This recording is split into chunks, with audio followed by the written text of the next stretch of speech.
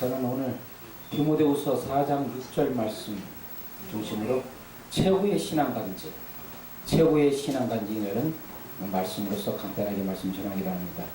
관제같이 내가 벌써 봄이 되고 내가 떠날 기약이 가까웠다, 이 말씀이에요.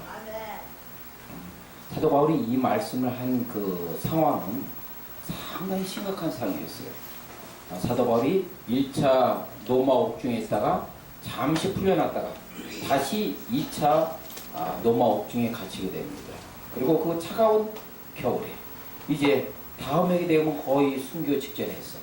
그 자기 사랑하는 제자 혹은 아들같이 영적 아들로 생각하는 디모데에게 전한 어떤 교훈의 말씀이에요. 사실 이 당시의 상황이 되면 로마 그 네로 황제의 그 핍박이 극심했기 때문에 많은 예수 믿는 사람들이 처음에는 내가 예수 믿겠습니다 했다가 핍박이 다가오고 순교가 자기 임박하자 배교하는 상황까지 벌어졌어요. 이런 상황이었어요. 근데 디모데후서 4장 10절의 말씀 보니까 대마는 세상을 사랑함으로 나를 떠나서 데살로니가로 갔다. 대마가 어떤 사람이에요? 사도 바울과 같이 동행했던 동역자였습니다. 그런데 그 대마가 핍박이 다가오자, 죽음의 위기가 다가오자 어때요? 로마에서 그 자리에서 피한 거예요. 그러니까 그 마음속에는 사도와 같이 순교의 길을 가기를 원치 않은 겁니다. 그러자 사도바 마음이 얼마나 아팠겠어요. 얼마나 아팠겠어요. 그러나 사도바는 어떻게 오직 누구만 바라봤죠? 예수님만 바라봤어요. 오직 주님만 바라봤어요.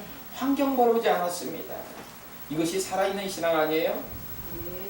우리가 예수 믿는다면서 특히 이신칭이 오직 믿음으로 얻게 된다. 여기에 대해서 많이 강조를 하잖아요. 물론 이 이신칭이 오직 의인은 믿음으로만 살리라. 우리 신앙의 반석이요 기본됩니다. 그런데 이 아름다운 신앙 고백을 하면서 예수님이 빠진다면, 부활의 권능이 빠진다면, 십자가의 고난이 빠진다면 이것은 뭐예요? 부질없는 겁니다. 부질없는 거예요. 그러니까 오직 믿음으로 구원받는다. 이 바탕에 뭐를 붙들어야 된다? 예수님. 또 무엇을 붙들어야 됩니까? 부활의 권능. 또 무엇을 붙들어야 됩니까? 십자가의 고난. 이 세 가지가 딱 우리 안에 무장됐을 때 그 복음이에요. 값진 거고 복된 겁니다. 이 2차 세계대전 때 히틀러가 어때요? 상당히 2차 세계대전을 일으켰죠. 특히 독일 내에서 예수 믿는 사람을 핍박했습니다. 여기에 저항했던 본 해퍼 목사님이 이런 말씀하셨어요. 우리가 이 생명의 복음, 이것을 빠진다면 오직 믿음으로 구원받는다. 이 하나 그 값진 이 생명이 때로는 값싼 복음이 될 수가 있다. 라고 얘기했어요. 경계하는 거예요. 그러니까 우리 신앙에서 항상 무엇이 붙들어야 됩니까? 예수님, 그 다음에 부활의 권능, 십자가의 고난을 항상 붙들고 가야 됩니다.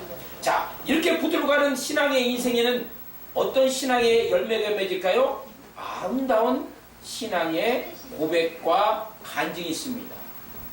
히스기야 왕이 거의 죽을 지경이 됐어요. 그러자 어때요? 벽을 향해서 간절히 기도합니다. 어떤 기도를 했을까요? 하나님, 내가 하나님 위해서, 하나님의 영광을 위해서 종교개혁을 했고, 내가 하나님의 영광을 위해서 어떻습니까? 산당을 폐했고, 또한 녹뱀도 내가 다 없앴습니다. 이 당시에 산당을 쉽게 폐하지 못했어요. 왜? 이 산당에는 어떤 제사의 기능이 있었습니다. 그런데 온전히 하나님 앞에만 제사 드리는 게 아니라 때로는 이 산당에서 무엇을 합니까? 바알과 아세라에게 제사를 지냈어요. 그러니까 혼합 종교를 펼친 거예요. 그러자 히스기야 왕은 이 산당을 완전히 없앴습니다. 또 그것뿐만 아닙니다. 녹뱀을 없앴어요. 이 녹뱀은 어때요? 우리가 민수기에 보게 되면 이스라엘 백성들이 광야 40년 여정을 거의 마치고 나서 마지막 그 족가구리 그 가나안 땅에 들어가기 직전에 아주 험한 길을 지나갔어요. 그러자 그들이 원망과 불평이 있었습니다. 하나님, 우리와 함께 하시면 왜 우리에게 이 험한 길을 인도하세요? 그러자 하나님께서 어때요? 바로 불뱀을 보냈습니다. 이 불뱀에 의해서 이스라엘 백성들이 다 물려 죽게 됐습니다. 그때 구원하는 방법을 하나님께서 열어주셨죠. 보니까 그러면 모세한테 지시합니다. 노뱀을 매달아서 달았어. 그것을 바라보는 자마다 다 구원받게 하라. 치료받게 하라. 실제 이스라엘 백성 중에서 불뱀에 물려준 사람들이 노뱀을 보라보자 살았어요. 그러자 이스라엘 백성들이 그 이후에 이 노뱀을 뭘로 했냐면 마치 신처럼 섬긴 거야. 그런데 역대 왕들이 이 노뱀을 부실 생각을 할 수 있었을까요? 없었을까요? 없었어. 왜? 노뱀을 부시면 누구의 권위에 도전한 것처럼 생각해? 모세의 권위에 도전한 것처럼 생각하기 때문에 감히 노뱀을 부실 생각을 못했어요. 그러나 히스기야는 과감하게 부셨어요. 왜? 아무리 모세가 이것을 통해서 만든 노뱀이지만은 이것이 하나님 대신에 우상처럼 섬기면 히스기야 왕은 용납하지 못했던 거예요. 자, 보셔요. 히스기야 그 죽음 직전에 이르렀을 때 이 벽을 향해서 이런 간절한 간증의 고백을 하는데 신앙의 고백을 하는 거예요. 내가 하나님의 영광을 위해서 이 노뱀도 부셨습니다. 그런 고백을 할 때 히스기야가 죽을 병에 바로 나은 거예요.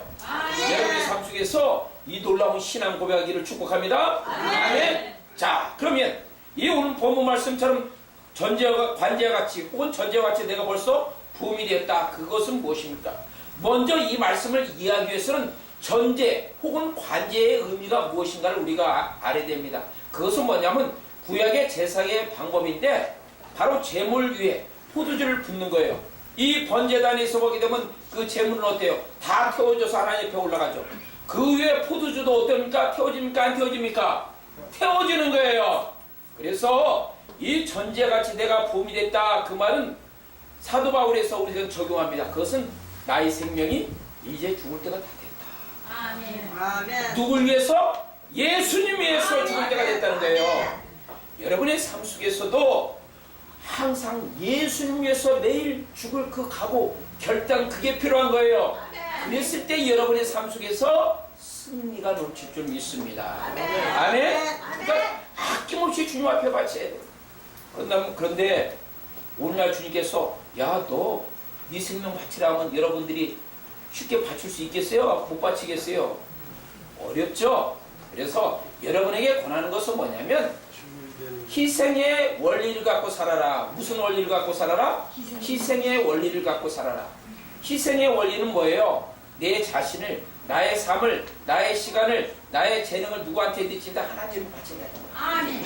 마치 전제와 같이 하나님을 바치는 다 불사오르겠다는 거예요. 아멘. 그런 마음, 신앙의 결단을 가지고 여러분이 살 때 예수님과 동행하는 삶입니다. 그런 삶이 어때요? 예수님을 붙드는 삶이고, 그런 삶이 어때요? 그 부활의 소망을 붙드는 삶이고, 그런 삶이 어떤 삶입니까? 십자가의 고난도 따라가는 삶이에요. 그것이 자기를 부인하고 자기 십자가를 지고 누구를 쫓아갑니까? 예수님을 쫓아가는 거예요. 그것이 어떤 삶이에요? 제자의 삶이에요. 제자의 삶은 자기를 부인하고 자기 십자가를 지고 예수님을 따라가는 삶이에요. 그런 인생이 어때요? 최고의 신앙의 간증입니다. 그래서 오스왈드 챔버스 목사님은 이런 간증을 합니다. 예수님은 내 인생이 보다 최고봉이야. 여러분 인생에 많은 보호가 있습니다. 이 보호 속에서 최고봉은 오직 누가 돼야 됩니까? 예수님이 돼야 됩니다. 이 위대한 신앙의 간증, 그것이 어쩌다 드리는 것이 아니라 매일 드려라. 매일. 왜? 구약시대 번제는 언제 드립니까? 어쩌다 드리는 것이 아니라 아침에도 드리고 오후에도 드리고 매일 2번씩 드렸어요. 그러니까 최고의 희생이 여러분의 삶 속에서 하루도 빠짐없이 매일 드리는 삶, 그리고 여러분의 삶 속에서 예수님의 십자가를 자랑하는 삶이, 그것이 여러분의 인생의 최고의 신앙의 간증되기를 축복합니다. 아멘.